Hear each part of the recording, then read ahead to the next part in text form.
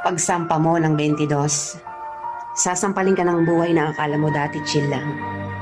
Malalaman mo na yung mga salitang hindi pinupulot ang pera, na dati ay naririnig mo lang sa mga magulang mo.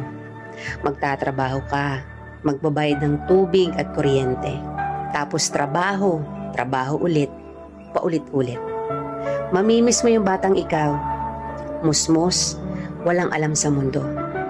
May mga gabing bibilangin mo ang oras ng tulog mo kasi akala mo makakatulong ito. Gigising ka para kumayod, umanap ng pera. Perang akala mo sapat na. Pero dahil salat ka, wala kang magagawa kung hindi tanggapin ang katotohanang ganito ang buhay. Katotohanang dahil malaki ka na, malaki na rin ang bigat na papasanin mo. Dahil ngayong 22 ka na o 23 o 25 ka, malalaman mong hindi ka na lang nabubuhay para sa sarili mong pangarap. Real talk yan.